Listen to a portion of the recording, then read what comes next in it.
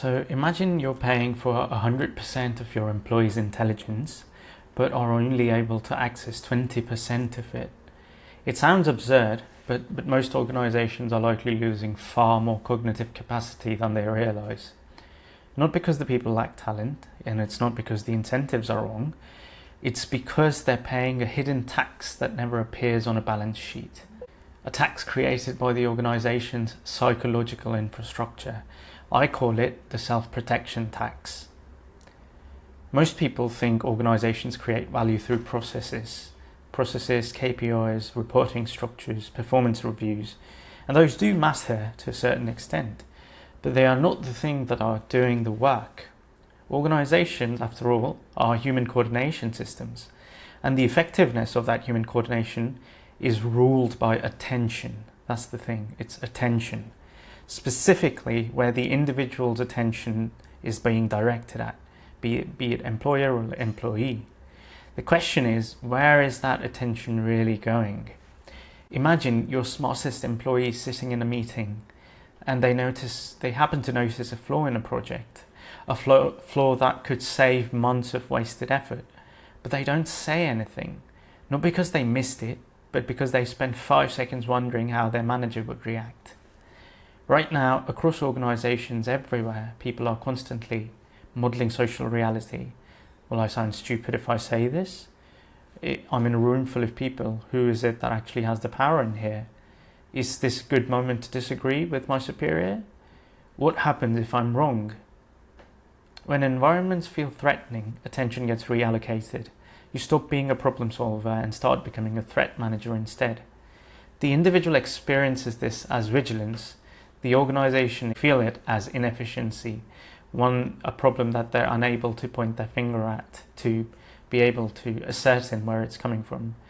Both are the same phenomena, but there's a different viewpoint associated with each of them. This is why I think most conversations about psychological safety miss the point. They're usually framed as wellness initiatives, as employee benefits, a nice thing to do for them, but I think that's backwards. Psychological safety is not primarily a moral concept, it's an economic one. Because the lower the energetic cost of social participation, the more intelligence becomes available to the system. People share ideas sooner, problems surface earlier, feedback becomes less political, and communication becomes higher fidelity. And perhaps most importantly, reality reaches decision makers before consequences do. A system that appears orderly while quietly punishing truth is a system that is slowly losing access to its own intelligence. You still have meetings, you still have reports, and you still have targets to fulfill, but your collective capacity to perceive reality is deteriorating, and that is a far more dangerous problem than most leaders realize.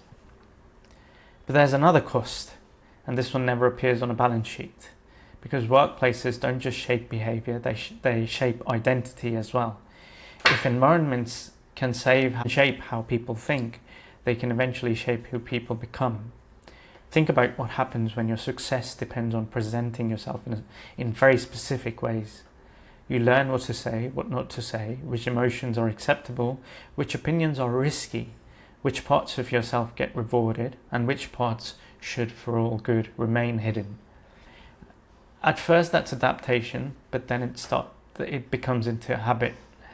And then something stranger happens. You stop asking, what do I actually think? And start asking, what version of me works here instead? We call that professionalism. Sometimes it's self-alienation, a gradual movement away from your own center. Not because anyone demanded it, but because adaptation slowly became identity. So perhaps the most important question for leaders isn't how do we improve performance? Maybe it is what form of human consciousness is our system incentivizing? Because every organization produces two things. They produce an output and they produce a person who's a product of the environment that they live in.